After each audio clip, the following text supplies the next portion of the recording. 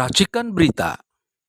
Assalamualaikum warahmatullahi wabarakatuh. Ya, kali ini kita membahas ya soal kasus yang sebenarnya memang kerap terjadi nih ya, mulai dari banyak emas palsu, minyak kita ternyata literannya kurang begitu ya.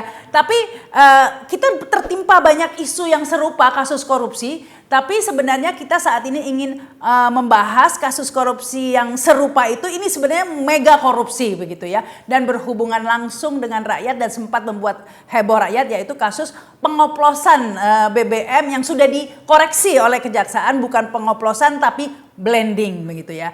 Nah, namun meskipun sudah dikoreksi tidak ada pengoplosan, tetap saja ada 9 tersangka yang sudah ditetapkan oleh Kejaksaan Agung. 6 diantaranya adalah pejabat publik, 3 adalah pihak swasta. Nah, apakah penetapan tersangka ini sudah tepat begitu ya? Mengingat kasus pengoplosannya katanya sudah dibantah, bukan pengoplosan, blending ya. Publik ingin tahu apa sebenarnya yang terjadi. Kalau bukan pengoplosan tapi blending, mengapa ini 9 tersangka ditetapkan? Benarkah penetapan 9 tersangka ini, ataukah hanya ingin menutupi permainan yang lebih besar lagi sebenarnya? Dan apakah masih ada modus-modus korupsi lain yang lebih besar di samping blending atau pengoplosan minyak ini? Nah, ini yang kemudian dicurigai ya oleh banyak pengamat, yang salah satunya ini salah dua ini ya sudah hadir ya. Ada Mas Sugeng Teguh Santoso dari IPW Indonesia Police Watch. Assalamualaikum. Waalaikumsalam Mbak Rahma, ketemu lagi. Kemudian ada Bang Iskandar Sitorus Indonesian Audit Watch. Halo, apa kabar Bang? Alhamdulillah sehat Mbak. Jerohannya negara dia tahu nih. Oh, namanya aja Indonesian Audit Watch. Ya, diharapkan nanti banyak bocoran begitu. Ya? Bocornya halus. Tapi begini nih, saya ke Mas Sugeng dulu deh.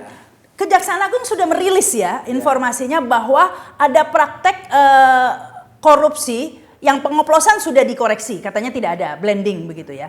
Tapi sebelum kita menginjak ke kasus yang lainnya, karena Kejaksaan Agung juga merilis ada 5 praktek korupsi lainnya, yaitu ekspor minyak mentah dalam negeri yang merugikan negara sekitar 35 triliun.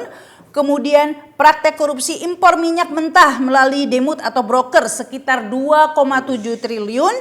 Yang ketiga, impor BBM melalui broker sekitar 9 triliun kerugiannya. Dan kerugian pemberian kompensasi 2023 sekitar 126 triliun. Dan kerugian pemberian subsidi 2023 sekitar 21 triliun. Nah, bagaimana ini duduk permasalahan dari 5 kasus korupsi yang sudah dirilis oleh Kejaksaan Agung tapi belum ada tersangkanya? Karena 9 tersangka yang sudah ditetapkan itu adalah tentang kasus pengoplosan alias blending ini yang sudah dikoreksi blending. Nah, ini sebelum silakan ini. Begini Mbak Rahma. Kan kalau penegakan hukum korupsi kita dukung dong, ya kan? Yang tidak boleh itu melakukan penegakan hukum korupsi tebang pilih, ya. Kemudian melakukan penegakan hukum korupsi menutupi koruptor yang harusnya diminta pertanggungjawaban. Yang lebih besar. Ya, ya. Yang ketiga, mencari keuntungan dari oknum aparat penegak hukum di dalam pemberantasan korupsi. Nah, kalau kita tadi bicara 5 komponen ya, berangkatnya dari kerugian negara. Dari tadi ada 9 ya tersangka ya. Memang ada yang terkait dengan kerugian negara ini. Mungkin sudah tepat ya, 6 lah. 6 itu dari unsur penyelenggara negara, dalam hal ini adalah Pertamina dan subholdingnya ya. Tetapi ada juga yang menurut saya diseret untuk kepentingan tertentu, yaitu dari 3 swasta ya. Saya duga kepentingannya untuk menyingkirkan mereka sebagai pemain lama untuk diganti pemain baru. Nah, ini ketiga tersebut adalah ada dari swasta tuh ya, ada nama Kerry, ada nama Dimas, ada nama Gilang. Gading. Jadi ketiga ini. Jadi, nah ada teorinya nih Mbak, sebetulnya ya, penegakan hukum itu kan, tujuan hukum itu kan ada 3 ya. 1 keadilan. Yang kedua kemaslahatan, ketiga kepastian. Kalau kepastian mungkin sedang dicari ya, bahwa orang yang melakukan tindakan salah harus dihukum. Nah, kemanfaatan mungkin juga ada di sana. Kemanfaatan yaitu bahwa kerugian negara yang sudah terjadi mau dipulihkan. Tapi ada juga yang numpang kemanfaatan ini gitu loh ya. Ya itu siapa? Mungkin ada pemain baru ya menggunakan proses hukum untuk menyingkirkan pemain lama. Nah kalau keadilan ya, keadilan ini yang jadi problem. Dari 5 komponen ini Mbak ya, ini komponen ini harusnya diminta pertanggungjawabannya kepada Pertamina. Ya bukan hanya kepada subholding. Ya. Apalagi swastanya. Ya karena kalau ditarik ya, saya belum bicara oplosan loh ya. Ditarik dia membatasi nih bahwa penyidikan ini untuk 2018, 2019, 2023, 2018, 2023 subholding Patra Niaga itu baru muncul kalau tidak salah 2021. Jadi dari 2018 sampai 2021 ini harus diminta pertanggungjawabannya langsung kepada board Pertaminanya, bukan anak usaha. Ada nggak di dalam ini? Nggak ada. Ini artinya apa? Keadilannya sudah tidak ada ya. Jadi gitu. Kemudian bagaimana kalau kita sebagai pengamat ya, IPB kan mengamati nih ya. Bagaimana kemudian cara mau menyingkirkan pemain lama? Pakai bahasa oplosan tadi. Jadi pakai bahasa oplosan yang dimaksudkan oleh Kejaksaan Agung supaya masyarakat mudah mengerti gitu ya. Mudah mengerti dia pakai oplosan. Padahal oplosan adalah satu tindakan yang dilarang ya, sehingga masyarakat paham. Tapi Kejaksaan Agung ini enggak memperkirakan ternyata menjadi satu blunder, yaitu bahwa masyarakat menjadi tidak percaya pada produk Pertamina. SPBU ditinggalkan ya sementara kemarin tuh. Kemudian juga yang perusahaan asing dibeli ya. Tetapi ketika itu terjadi ya, mungkin kejaksaan sadar nih. Kalau tuduhan oplosan seperti polisi bilang nih ya, bahwa minyak kita dari 1 liter hanya menjadi 800 ml, dia punya buktinya, dia tunjukin. Kejaksaannya ada nggak buktinya? Kemudian baru dia ngomong, oh bukan oplos, namanya blending. Oh blending ada aturannya. Blending itu adalah satu praktek lazim di dalam bisnis migas. Diatur berdasarkan ketentuan Kementerian SDM. Ya, udah ngaco nih ya. Tetapi hoax ini, karena hoax yang bikin itu adalah pemerintah, nggak ada pertanggungjawabannya. Nggak dilapor polisi. Nah, tapi tunggu, pertanyaannya kan tadi ada 3 swasta yang ditahan ini, tuduhannya pengoplosan. Pengoplosan. Pertanyaannya bener ngoplos nggak mereka? Jadi begini, yang saya kan juga menghimpun data ya. Tentu kemudian saya mendapatkan data dari pihak yang sekarang ditahan nih. Ya, saya mencari sumber lah, saya dapat data. Mereka itu ada kontrak ya. Kontraknya bahkan sebetulnya bukan di tahun 2023, dari tahun 2014 ya. Dulu namanya Intanking ya, Indonesia, PT Intanking Indonesia. Kemudian mereka akuisisi di 2018, diakuisisi ya.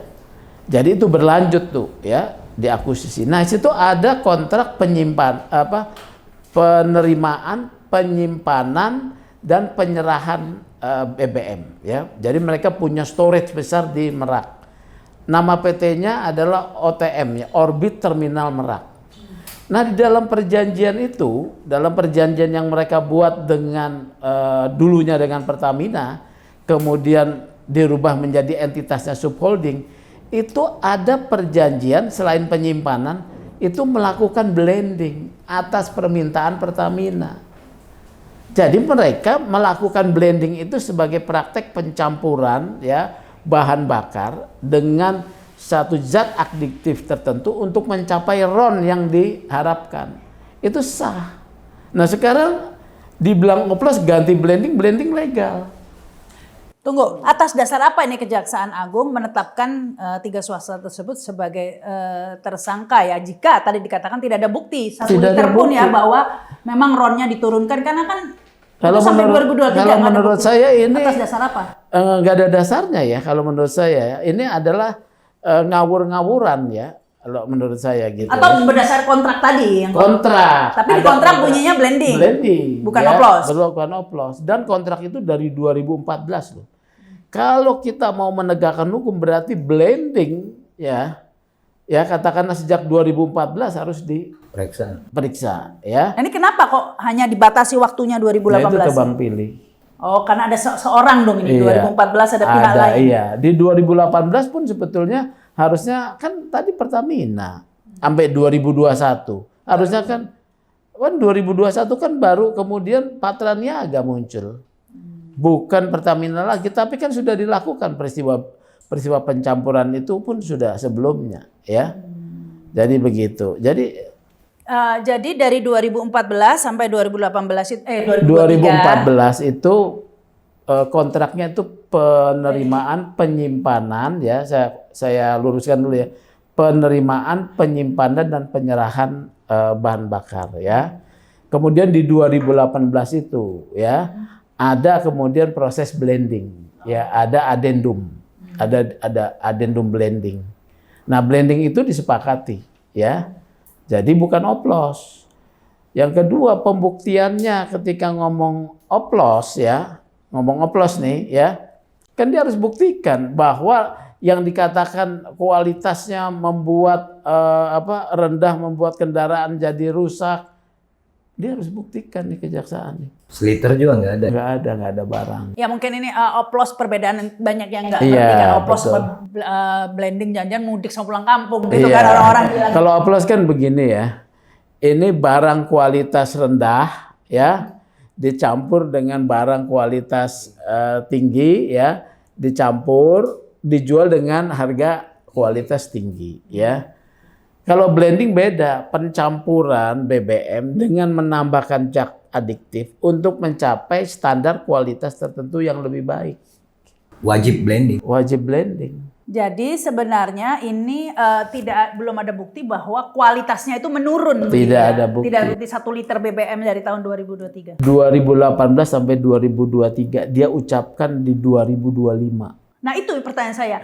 Kan sudah lewat begitu ya. Iya. 1 liter pun udah nggak tersisa 2023. Iya. Kenapa? Dikoreksi kan sekarang. 5 tahun itu kok nggak diungkap? Kalau Kenapa? menurut saya, Kejaksaan Agung bukan hanya meralat omongannya. Dia harus bertanggung jawab dulu, mengakui salah. Baru mengerjakan yang Baru kemudian dia ralat. Iya, kenapa baru diungkap sekarang itu pertanyaannya? Kan kejadiannya ini lama, bukan setahun, 2 tahun, 5 Itu tahun. udah saya bilang tebang pilih. Oh, oke. Ya. Kemudian ada mungkin di sana ada yang harus memang dikenakan satu proses hukum untuk supaya ada juga yang kan ini berlanjut nih soal blending dan juga penjualan minyak ini berlanjut. Pasti kebutuhan itu tetap ada kan, tidak terhenti. Harus ada pemain baru yang mengisi. Tunggu, ini kalau timelinenya ya, 2018 sampai 2023 nggak diapa-apain, Tiba-tiba 2025 diramein. Jangan-jangan ini gara-gara ada 2024 ganti presiden. Iya. Jangan-jangan. Bisa jadi. Ada yang minta Tapi lahan kan parkir gitu kan. Pak Prabowo bilang pemberantasan korupsi. Jadi itu pakai judulnya itu. Ya itu loh judulnya, ada judulnya lah. Ini sekarang akan ditambahkan ini Pak Iskandar, gimana namanya? Jadi gini, terima kasih Mbak. Kita sepakat dengan Pak Sugeng, malah lebih luas. Jadi begini Mbak, kita analitatif terhadap penamaan kasus ini. Ini lucu. Ini menurut asesmen kami keliru. Ini tindak pidana korupsi tata kelola minyak mentah dan produk kilang pada PT Pertamina Persero, subholding dan kontraktor-kontrak kerjasama. Ini salah Mbak. Ini lompat. Harusnya produk kilang pada Pertamina berdasar kontraktor kerjasama baru masuk subholding. Itu yang benar. Begitu judul perkaranya atau penamaan ini keliru, maka keliru. Yang nomor 5 berikutnya Mbak, ini lucu ya. Ekspor minyak mentah dalam negeri, ini keliru. Harusnya disebut mengekspor minyak bagian pemerintah CQ Pertamina ke luar negeri. Itu harusnya. Baru itu saya mau tanya. Impor minyak mentah, itu benar. Lalu impor BBM, itu benar kalimatnya. Yang lucu nomor 4 dan 5. Kerugian pemberian kompensasi ini apa sih? Itu Apa kan itu? Pertanyaan kebijakan saya. pemerintah. Bukan Bang. Ini cost recovery atau subsidi. Subsidi. Karena nomor 5 disebut lagi. Subsidi. Kerugian pemberian subsidi. Ini enggak jelas. Oh, kompensasi sama subsidi beda kan? Apa? Enggak Mbak, ini tidak ada kompensasi. Yang ada adalah biaya cost recovery. Yang harusnya dikembalikan. Bukan kompensasi ke rakyat, nggak ada BLT itu nggak ada. Subsidi. Oh, itu dua lahan berbeda. Ini kan dalam produk minyak mentah, Mbak. Oh. Kalau disebut subsidi, maka tidak ada kasus oplos, tidak ada namanya kasus blending. Yang ada adalah kasus markup. Nah ini dia. Jadi kalau kita sebut bahwa ini unik. Persoalan ini sesungguhnya terjadi begini Mbak. Ini ada kontraktor-kontrak kerjasama, banyakan perusahaan asing. Kurang lebih dari dulu jumlahnya 120, sekarang tinggal 70-an. Ini kontraktor-kontrak kerjasama asing menemukan satu wilayah area migas. Itu ada dia key area, others area yang bisa dieksplor. Maka setiap kontraktor-kontrak kerjasama ini partnernya kepada Pertamina, wakil negara untuk mendapatkan hasil dari baik itu gas dan atau crude. Itu yang sebenarnya terjadi. Inilah yang disebut diekspor. Bukan diekspor dalam negeri. Ini kan kalimatnya unik nih. Bentar, Minyak mentah dalam negeri. Sebelum lebih jauh dari situ kita ini dulu ya, kita bedah satu-satu nih ya. Pertama kasus oplosan blending udah dibantah. Dibantah. Berarti tidak ada dong. Dibantah artinya tidak terjadi dong. Tidak terjadi. Harusnya bukan hanya minta maaf, dia harus meralat walaupun itu omongan. Kalau kita lihat judul malah lucu lagi. Judul perkaranya udah lucu yang ditetapkan itu. Jadi sudah tidak ada kasus blending ini tidak dipermasalahkan. Berarti tidak bermasalah dong ya. Betul. Mestinya Jadi dia tiga swasta Harusnya tadi. dilepas. lepas dulu dong. Lepas dulu. Karena dia terkait kasus blending katanya. 9-9-nya lepas dulu. Kalau memang Anda mau memperbaharui, panggil lagi. Oke. Sudah tadi itu sudah aneh ya, karena kan kasusnya udah diralat begitu ya, nggak jadi lah istilahnya, sorry nggak jadi gitu kan ya. Tapi orang masih ditahan. Ya orangnya masih ditahan dan dengan kasus yang nggak jadi tadi, ya gitu kan ya. Nah tapi bersamaan itu Kejaksaan Agung juga merilis 5 kasus korupsi dugaan modusnya, tadi itu kerugian. ya. Satu-satu kita bedah ini Pak Iskandar. Ekspor minyak mentah dalam negeri sekitar 35 triliun kerugiannya. Ini saya sebagai orang awam juga nggak ngerti. Kita ini kan importir minyak. Ya, kok kita ekspor? Kalimat yang tepatnya adalah Ekspor. bagi hasil kontraktor-kontrak kerjasama pada PT Pertamina diekspor. Itu kalimat. Bagian pemerintah. Iya. Oke, ini agak nggak mudah. Kita jelaskan dulu. Ya, kita jelaskan dulu ke publik ya. Jadi gini mungkin ya, koreksi saya jika salah. Jadi Pertamina kerjasama dengan Katakanlah Exxon lah. K3S Exxon ya. Atau Caltech lah Caltech, misalnya. Exxon itu ada sekitar 78 perusahaan K3S. yang mayoritas asing. Iya, mayoritas Ya, asing. sudah kerjasama untuk Eksplorasi. di Indonesia. Iya. Yang katanya berapa barel itu Iya. ya itu kan. Hanya tinggal 800.000 barel. 800.000 barel tadi itu. Nah, itu dieksplorasi, kemudian bekerja sama ini di blending. Enggak, dapat hasil dulu. Oh, dapat hasil. Oh ya, dapat hasil berupa crude. Crude. Minyak Iya. mentah Iya. ya. Nah, crude ini harusnya di blending Bagian dari Pertamina di blending dirinya sendiri harusnya. oleh Pertamina, Iya. kemudian bisa digunakan di dalam negeri. Negeri, iya. Yang terjadi Ini justru Pertamina menolak untuk menerima tapi terima cash. Itulah diekspor oleh perusahaan kontraktor. Yang terjadi Pertamina tidak menerima minyak mentah itu, crude itu diberikan kepada K3S tadi itu 78 perusahaan tadi itu untuk diekspor. Iya. Diekspor. Dijual Dijual. oleh Pertamina. Melalui SKK regulasi migas segala macam, BPH migas gitu ya. BPH migas dijual. Alasannya kenapa Pertamina tidak mau menerima?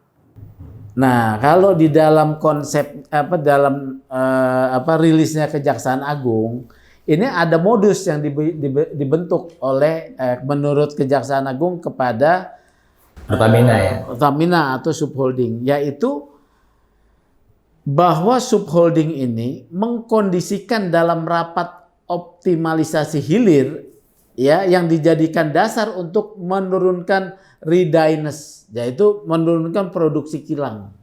Jadi seakan-akan kita nggak mampu memproduksi misalnya 1 juta barel, padahal minyak mentahnya ada 10 juta barel nih, nggak mampu. Jadi kita hanya mampunya terima sedikit, ya itu satu, ya. Kedua juga di alasan bahwa ini barang kualitasnya rendah. Kita butuh kualitas tinggi. Kata mereka. Kata mereka. Nah ini dua alasan. Padahal Minyak kita lebih baik daripada yang mereka impor itu. Yalah, Itu dia. Jadi yang berikutnya, kalau memang pernyataan Kejaksaan Agung sedemikian, Kejaksaan Agung masih keliru.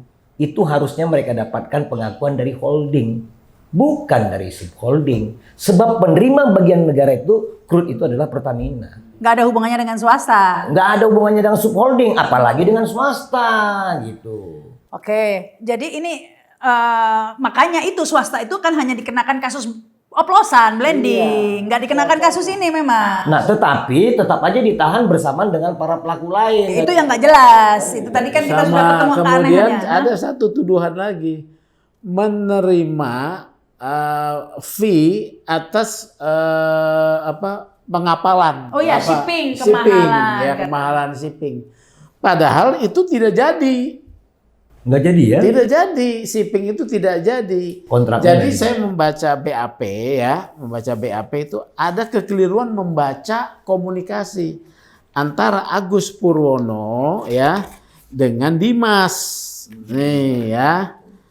Ya, bahwa ada komunikasi antara Dimas Perpasti ya dan tersangka Gading Ramadan dengan tersangka Agus Purwono selaku VP Feedstock Manajemen PT Kilang Pertamina ya yang menyatakan bahwa jaksa keliru memaknai konteks komunikasi tersebut yang disangka bahwa ada kemahalan harga 13 sampai 15%. Sebetulnya itu adalah yang dimaksudkan 13 sampai 15% itu Jasa adalah keuntungan buat profit ya. Untuk Pertamina Shipping. Shipping. Kan yang mau pengapalan ini yang ngurus Pertamina Shipping nih. Jadi lu dapat nih 13 sampai 15% kalau gua pakai tankernya yang perusahaan pihak ketiga. Gua minta 2% aja. Which is itu normal. Iya, normal ya. Si Dimas kita minta 2% aja lah. Ternyata itu juga tidak terjadi peristiwa itu, tapi dipersalahkan. Kenapa tidak jadi batal? Batal, nggak jelas. Nggak jelas pakai shipping nggak, itu iya, nggak jadi. pakai shipping yang mana tidak jadi. Jadi dua kasus yang disangkakan udah satu di oplos sudah dikoreksi sendiri kalau Jackson dan shipping ini sebenarnya tidak terjadi. Nah kalau tidak terjadi kenapa dikenakan? Nah ini orang yang sebetulnya sudah berbuat kemudian malu mundur. Kalau menurut Atau saya. memang udah diincar kali ya tadi itu. Ya karena tadi saya bilang tadi memang udah target pemain, gitu ya. Pemain lama mungkin harus disingkirkan ya.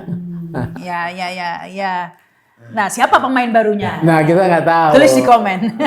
Jadi Mbak sebenarnya Iya. kalau kita perhatikan ini dimulai pada saat Presiden Joko Widodo membubarkan Petral. 2000 berapa tuh? 2015 Maret. Nah itu dia kan. Makanya kami heran kenapa mata judul dari kejahatan ini unik, tata kelolanya malah dibatasi 2018-2023. Kalau mau jujur, pasca Petral, kan Petral ini adalah spesialis pengimpor minyak ke Indonesia yang berbasis di Singapura. Begitu dibubarkan sampai 2021 yang memasukkan minyak itu Pertamina langsung, Mbak, holding. 2015 sampai 2021 holding. Tetapi mereka resah. Mereka resah, ketakutan. Maka lahirlah modus mereka namanya subholding 2021. Kalau bisa sejak tahun 2015 sampai 2021 Pertamina impor dan produk sendiri, kenapa harus dia bikin subholding sampai 3? Ini kan sebenarnya attitude buruknya ada di Pertamina. Uniknya, Induknya ya. ya uniknya yang sekarang diperiksa Kejaksaan Agung justru subholding beserta swasta sejak tahun 2021 sampai 2023, hanya 2 tahun. Jadi yang ditetapkan tersangka itu dari Patra Niaga ya, itu subholding anak perusahaan anak perusahaan dari Pertamina Shipping, anak perusahaan juga Pertamina Kilang, tapi dari Pertaminanya tidak ada. Pelaku yang paling jahatnya malah nggak ditangkap. Nggak masuk. Pemain besarnya. Yang paling jahat, Mbak. Karena dia 2015 sampai 2021. Ini kan tempusnya panjang, volumenya besar. Orangnya adalah Pertamina. Kalau gitu bisa lebih dari suatu kuadriliun itu kalau dari 2015 hitungnya. Nah, kalau hitungan Mbak ya, kami ragu dengan hitungan 1.000 triliun.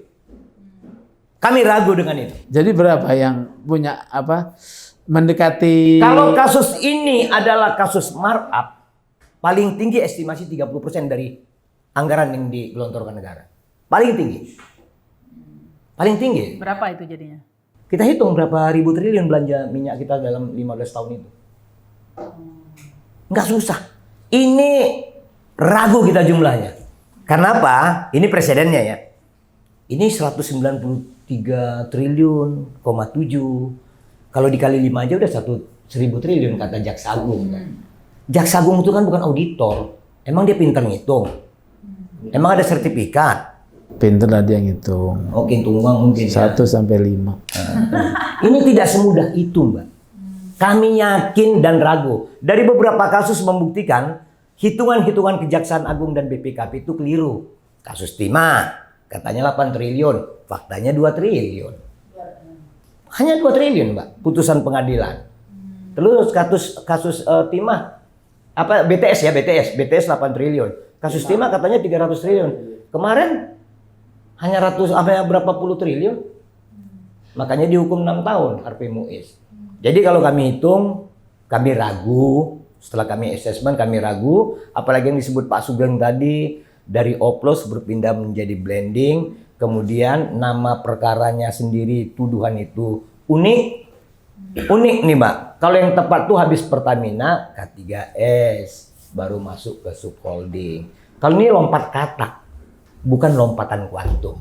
Karena memang seharusnya Pertamina berhubungan dengan JO dengan KS. Tadi itu Caltex dengan perusahaan asing bekerja sama baru dikasihkan ke subholding.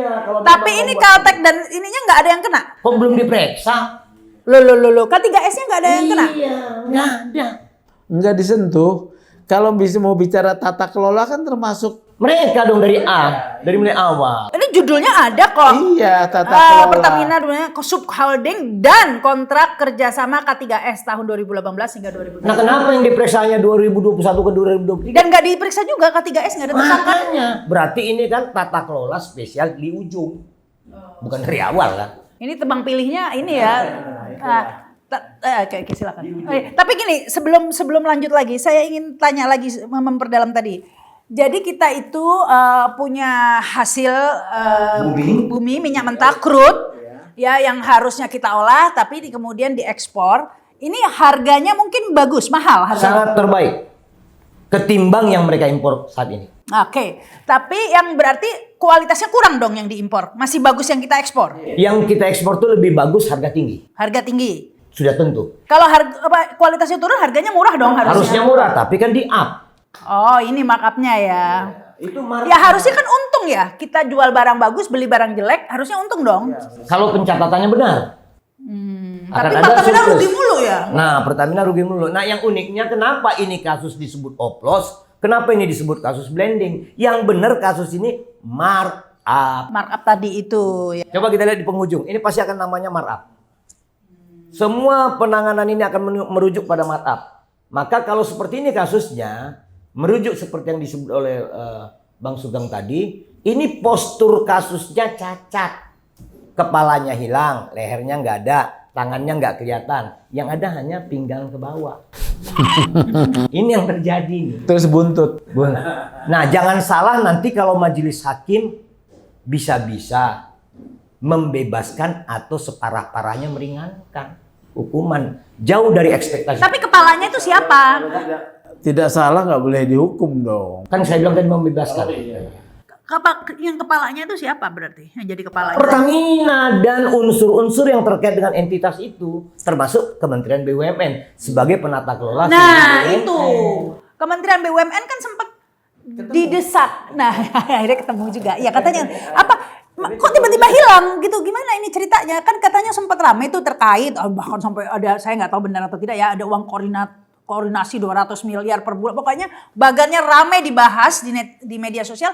suddenly gone. Tiba-tiba ini Kejaksaan Agung jadi pencuci bersih namanya Erik. Karena mengklarifikasi langsung ya, gimana? Bukan klarifikasi. Setelah ada isu tentang pertemuan dengan Erik ya, Bukan isu, udah dikonfirmasi. nggak diakui juga. Pertemuan malam hari katanya di Kejaksaan Agung. Walau sesungguhnya itu pertemuan sampai subuh, Mbak. Di mana tuh? Diduga di rumah pejabat itu. Di rumah Kejaksaan Agung, Kejaksaan Agung. Nanti kan bisa dilihat nomor HP-nya Erick Thohir, Boy Thohir yang disebut-sebut itu dengan pejabat itu kan bisa dilihat pada jam tertentu, hari tertentu dengan durasi berapa lama di titik mana nomor itu berada. Ya, kalau nggak dibawa HP-nya. Nggak mungkin separah itu juga, Mbak. Kami yakin intelijen polisi, intelijen KPK, intelijen di BIN dan tentara udah paham itu. Kami yakin. Nggak mudah juga sekarang berbohong. Tapi yang ketemu di kantor kejaksaan sampai jam 11 malam sudah diakui. Sudah diakui. Itu kan salah sebenarnya. Iya, malah dideklir oleh Erick Thohir sendiri kan. Nah, tapi itu kan salah. Salah dari sisi etika penegakan hukum tidak boleh ya. Apalagi kalau sampai subuh ya, sahur bareng. Dia sedang menangani kasus di bawah kepemimpinan Erick Thohir. Ketemulah dengan Erick Thohir, Menteri BUMN yang membawahi Pertamina sebagai BUMN. Yang sedang bermasalah. Ya, yang sedang bermasalah. Kalau sampai sini aja udah oke lah. Tapi dia menjadi pencuci bersihnya Erick Thohir. Jadi dia cuci, bukan di blending ya, di washing ya. Jadi ini sebenarnya ada perkara washing nih kan. Karena kejaksaan juga mengingat bahwa Erick Thohir tidak tersangkut begitu Iya, ya. Padahal belum diperiksa, kok tahu udah tidak tersangkut. Sudah pagi-pagi bilang bahwa Erick Thohir tidak terkait dengan perkara ini. Waduh, berapa itu? Padahal kan peristiwanya kan udah panjang ya dia sebagai Nggak, Menteri minimal BUMN. diperiksa dulu lah dan kemudian ditetapkan bahwa itu tidak terkait kan gitu kan ya mestinya ya. Nanti ada cerita dia sampai jam 11 malam itu diperiksa kali. Dan ada cerita baru. Bukan pertemuan. Ya. Bisa jadi, tapi di luar periksa harusnya resmi dong, nggak malam-malam gitu. Kalau Terkadang kan kalau kondisi-kondisi sudah malam, Mbak, agak saru juga. Lah malam-malam juga di Taman Lawang antara perempuan sama laki-laki nyaru kan. Itu biasa itu. jangan cerita pengalaman pribadi loh. Nah iya, ini jadi sahur bersama ternyata katanya. Bener, itu informasinya saya malah diunjukin fotonya kok. Oh ada fotonya bukan di kantor. Ush, ada ya foto. Makanya kita sebut tadi kondisinya seperti itu. Oh ada yang 3 orang pakai batik kok. Ada yang batik biru dongker, ada yang hitam. Kemudian yang menerima tuan rumah pakai kaos Calvin Klein. Wis, ngeri ya. Kan gitu. Jadi detail juga nih ya. Siapa Seperti aja itu. ketemu di sana selain Kalau Erick? itu nggak usah kita sebut lagi kan udah clear tadi kan. Artinya begini dia, Mbak. Kalau memang mau jujur membenahi kasus. Iya. Mulailah sejak tahun 2015 sampai 2023. Itu di split 2. Pelakunya 2015 sampai 2021 adalah Pertamina Holding. 2021 sampai 2023 adalah subholding dan lain-lainnya. Baru kita enakan. Kalau dari ujung dulu baru ke depan, ke belakang, nggak bakalan. Tapi posisi 3 swasta yang tadi ya, Kasihan Orbit Terminal Merak ya, Kasihan. kemudian Shipping sama yang namanya Dimas, Gilang ya, Gading ya sama Kerry, ini cuma jadi aksesoris ya. Nah kalau tadi kita lihat dari prosesnya, kan gitu Mbak. Dia bisa kok dari 2015 sampai 2021 melakukan sendiri. Kenapa lu pura-pura split jadi ada 3 subholding? Akhirnya 3 subholding ini men-split lagi kewenangannya kepada 3 swasta itu. Ini seharusnya tidak terjadi jika processing ini tidak dibuka ke arah korupsi. Gitu loh Mbak. Jadi ya saya tekankan sekali lagi di sini kita bukan mau membela koruptor begitu ya, bukan mau membela koruptor 9. Tapi tegakkan dengan konsisten lah. Malah Mbak kami pengen koruptor sampai tahun 2015 nya ditangkep. Ngapain bela yang di sini Mbak? Yang paling besar tuh di sini. Iya. Ya. Dan apalagi yang lebih penting lagi menangkap penjahat yang paling jahat tadi, kata Bang Iskandar tadi, begitu kan ya. Nah jadi ini yang kita sebut bahwa prediksi kami nama perkara ini akan berubah nantinya ketika sudah sampai ke pengadilan. Prediksi kami. Ini buntutnya nama yang benar adalah penamanya adalah markup. Kasus markup ini. Jadi nama perkaranya kurang lebih adalah tata kelola tendensi markup pada pengadaan crude. Iya, jadi enggak yang tepatnya markup dalam tata kelola minyak tanah, dalam produksi, dalam markup dalam tata kelola minyak tanah. Benar. Sering kok kejadian ganti judul begitu tuh. Kasus ijazah palsu tuh Gus Nur sama Bambang Tri kan judulnya pertama ijazah palsu menyebar hoax. Ketika masuk pengadilan dia bukan menyebarkan hoax. Dia penistaan agama. Kalaupun mau ganti judul, ya diproses lah kayak Bahlil, kan ada sidang-sidang gitu kan. Kalau mau ganti gitu kan. Lah ganti judul lah, tesis saja seperti itu rumitnya. Apalagi ganti judul penetapan perkara, Mbak. Ini soal keadilan, Mbak. Putusannya malah penistaan agama bukan menyebar hoax gitu. Jadi nanti ini putusannya jangan-jangan markup gitu kan. Tapi kalau markup nggak masuk swasta ini nggak punya kapabilitas untuk markup anggaran. Sudah ada di sini, sudah ada kalau rangkaian kerugiannya sudah ditampilkan, tapi aktornya tidak ditangkap. Gitu loh. Indikasi kerugiannya sudah ada sebagai markup, sebagai analisis tadi Bang Torus ya. Tapi aktornya nggak ditangkap. Malah yang ditangkap yang nggak terkait tadi tuh yang. Nah yang nomor 2 ini. Tadi kan sudah nomor 1 tuh ekspor minyak mentah dalam negeri. Tadi itu prakteknya kan yang sudah dijelaskan. Yang kedua impor minyak mentah melalui demut atau broker kerugian sekitar 2,7 triliun. Ini gimana ini? Kalau nomor 1 tidak dilakukan, maka cenderung minim impornya. Itu logika hukumnya. Oh, oke. Jadi tetap pelakunya adalah Pertamina. Oh, oke. Ini sebenarnya berlaku pada semua sumber daya alam. Saya ingat almarhum Faisal Basri kan suka ngomong ini. Yang nikel kita mentah di ekspor, kita impor yang lebih jelek gitu dan lebih mahal. Jadi kayaknya semua permainannya Karena memang seperti ini praktek rente oleh para penyelenggara negara. Praktek mencari komisi keuntungan. Di sana ambil komisi, di sini ambil komisi. Nah saat itu, zaman dulu, zaman almarhum Faisal Basri kan belum rajin publik menguliti auditnya. Mbak, Bang Sugeng, ini nama perkaranya mengacu hanya pada audit BPK doang. Pembatasan tempusnya pun 2018-2023 audit BPK. Jadi kami mau menyebut sebenarnya kemampuan eksplor dari penyidik Kejaksaan Agung di luar tuh nggak ada. Oh, jadi ini langsung dapat dari informasi dari BPK saja, tapi tidak ada investigasi sendiri. Kalau di BPK ada laporan hasil analisisnya. Ada, LHP-nya ada. Ini semua. Tetapi narasi-narasi yang digunakan kurang lebih gini, Mbak. Ini yang kita catat ulang dari mereka ya. Nah ini dia. Dalam LHP BPK, temuan yang berpotensi sebagai penyimpangan seringkali dibungkus dengan istilah administratif seperti ketidakefektifan pengendalian internal. Padahal itu berarti ada kelalaian atau kesengajaan. Nah ini kawan-kawan penyidik Kejaksaan Agung terjebak pada narasi audit gitu loh. Bang Torus, kalau memang ada yang harus bertanggung jawab yaitu Pertamina, ya. Kemudian untuk memutuskan ekspor bagian dari pemerintah, kemudian membeli, itu kan board of director. Bukan hanya board, Pak. Itu pasti ada Menteri SDM dan Menteri BUMN. Nah, itu pasti ada persetujuan dari mereka. Pada tingkat eksekusi ya, ini kan boardnya dong, hasil rapat. Tapi dia minta persetujuan tuh. Ya. Karena itu milik negara, bukan milik Pertamina. Jadi ekspornya nggak mungkin dong anak perusahaan yang mutusin. Nggak mungkin. Minimal Pertamina dan Menteri BUMN dan SDM. Bagian milik negara, bukan bagian milik Pertamina. Bukan. Ini bagian milik negara kok. Bagian milik negara. Kalau Kejaksaan Agung tidak memeriksa Pertamina, sama dengan Kejaksaan Agung mengamputasi negara. Itu artinya.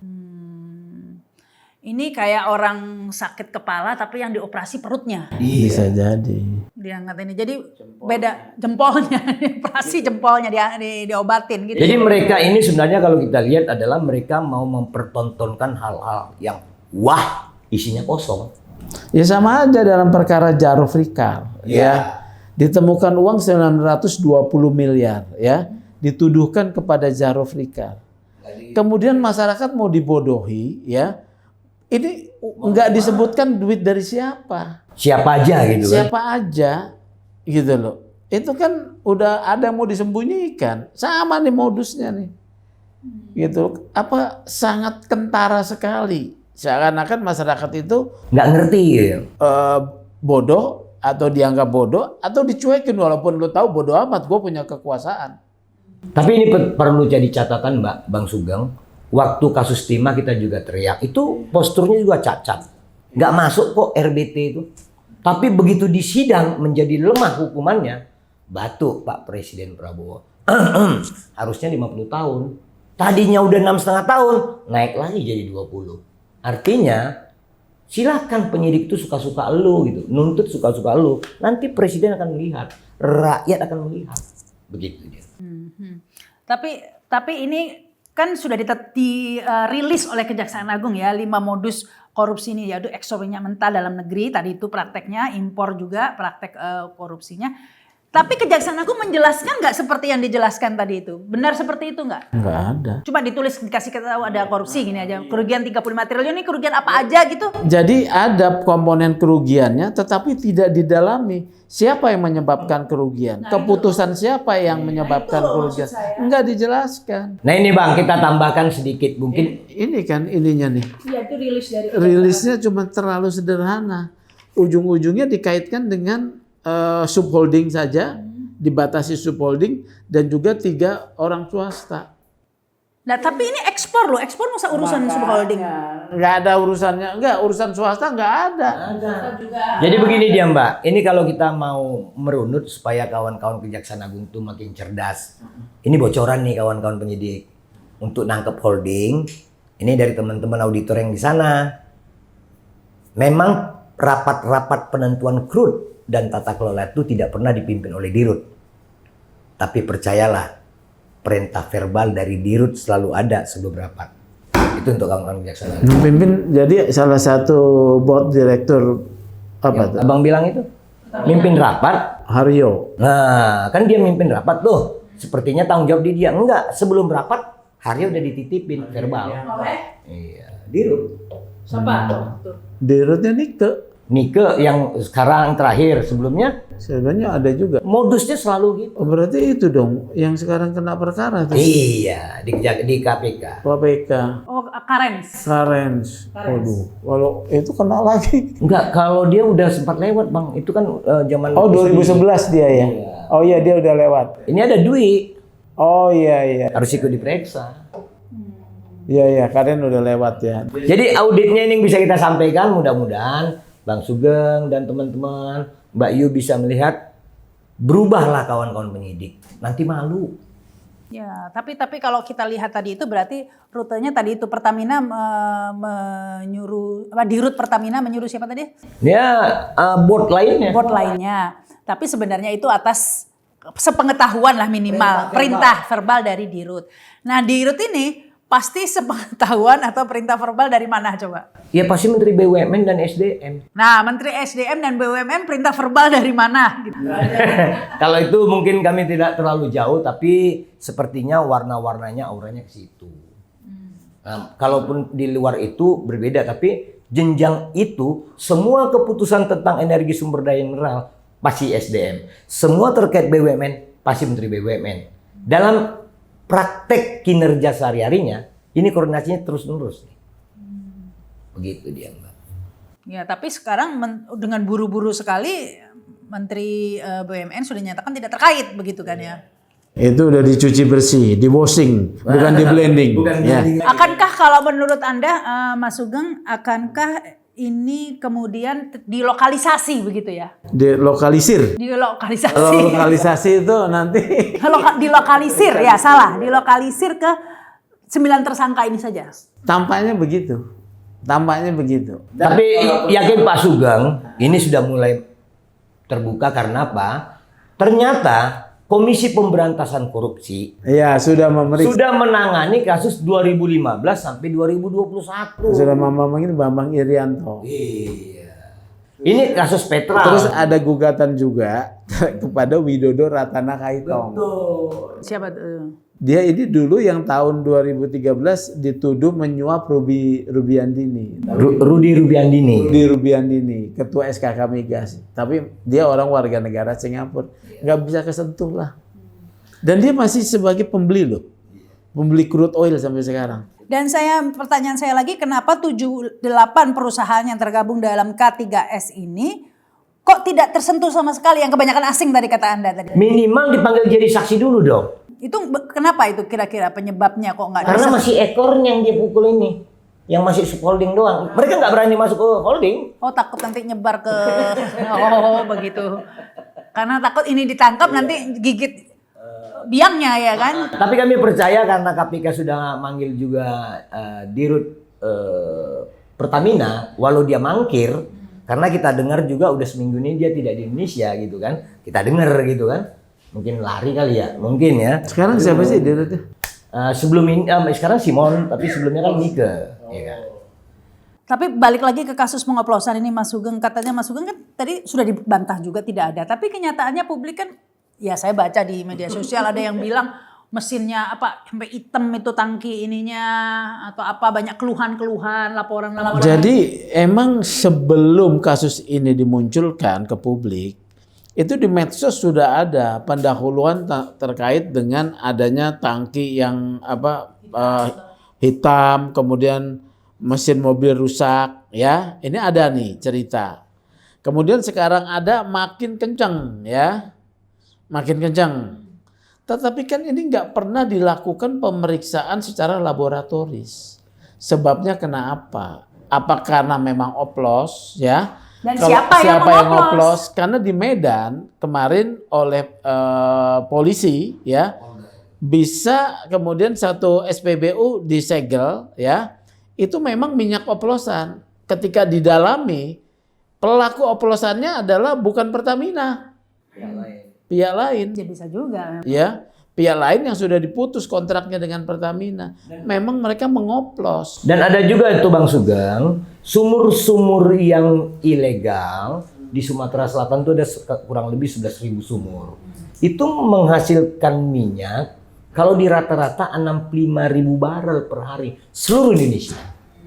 Ini disedot, di blending mereka, lalu ini yang di Mereka itu siapa? Ya orang-orang jahat itu di backing oleh aparat, baik hijau, coklat dan lain-lain. Itu namanya minyak cong. Kalau di tracing itu Tapi bukan Pertamina minyak cong ini. Bukan. Itu usaha rakyat. Rakyat. Tetapi itu sebenarnya itu kesalahan dari SDM juga, tidak bisa mengontrolnya. Nah, sekarang Kementerian SDM sudah memformulasi sumur-sumur ilegal itu akan dielaborasi menjadi sah. Karena memang lumayan, bisa 65.000 barel per hari. Hitungan kita. Cukup signifikan sebenarnya. Signifikan, hampir 10% dari lifting minyak Indonesia. Ini semua langsung menjawab dengan praktek tadi itu ya, kita impor dengan harga kualitas yang lebih jelek tapi harganya bagus naik jadi nggak untung.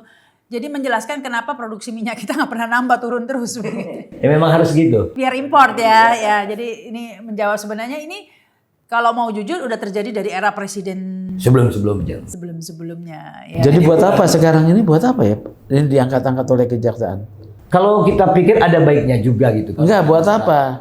Dari sisi kan ini peristiwa sudah sebelum-sebelumnya udah banyak terjadi. Kan tinggal copy paste aja penegakan hukumnya tapi yang benar gitu loh ya. Tapi kenapa baru sekarang mau diterapkan begitu ya? Banyak faktor diam itu, saja. Bang. Banyak faktor. Mungkin karena udah kelamaan. Ya udah, gantianlah kamu gitu ya. Mungkin udah kebanyakan kan gitu ya, mungkin gitu. Ya, oke, ini terakhir mungkin sebelum closing, Mas Sugeng dulu deh closing statement. Ya, saya sih berharap ya penegakan korupsi itu bukan penegakan untuk kepentingan tertentu, tapi memang untuk menegakkan hukum korupsinya supaya adil ya. Kemudian memang kalau orang yang tidak bersalah ya jangan disasar. Ya, kemudian konsisten, terbuka dong siapa pelaku-pelaku besarnya ya. Ini masa cuman pegawai-pegawai subholding itu pegawai. Nggak lebih, nggak kurang. Anak perusahaan. Iya, gitu loh ya. Jadi itu aja. Iya.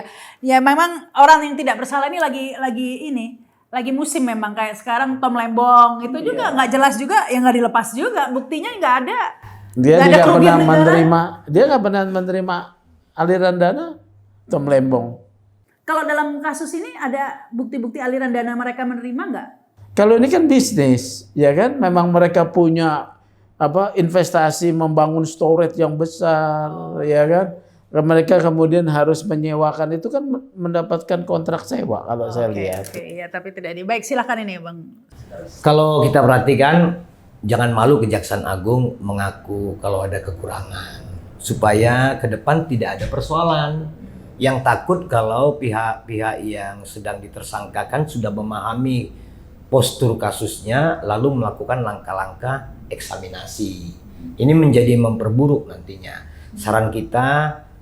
Saran kami dari perspektif audit, proses yang di penghujung 2021-23 di hold aja dulu, keluarkan semua para tersangkanya, mulai dari 2015, biar fair.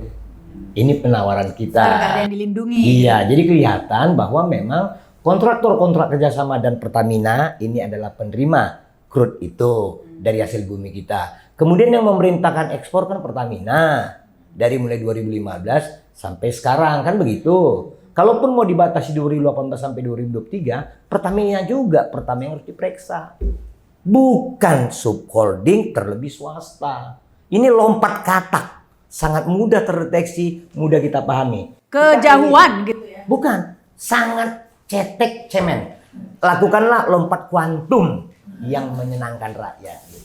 Pemain besarnya ya. Selama ini rakyat mungkin ditipu dengan bahasa oplosan dan lain sebagainya sehingga emosinya gampanglah teralihkan dari kasus korupsi yang sebenarnya. Kasus korupsi sebenarnya ini pengalian isu ditimpa pengalian isu mulai dari pagar laut ada pengalian isu LPG, ada pengalian isu ini, pengalian isu sampai minyak kita Tapi sekarang. bagus Mbak, supaya semua terungkap. Tapi nggak ada yang tuntas, cuman buat basa-basi doang gitu yang dan salah. Tersangkanya salah semua begitu ya. Kita berharap tentu ini akan diusut tuntas. Kita pantau terus ini pastinya, kita kawal terus ini ya. Semoga apa yang kita bicarakan ini tidak kemudian dilanjutkan ini kekeliruannya. Baik, terima kasih Mas Sugeng, terima kasih juga ini Bang Iskandar Sitorus, dan terima kasih juga yang sudah menyaksikan tayangan ini. Jangan lupa subscribe dan komen ya. Komen saja nih kalau menurut kalian seperti apa ini penerapan atau penuntasan kasus pengoplosan yang nggak jadi ini, jadinya blending ini ya. Ya akhirnya saya Rahma Sarita, sampai jumpa. Wassalamualaikum warahmatullahi wabarakatuh.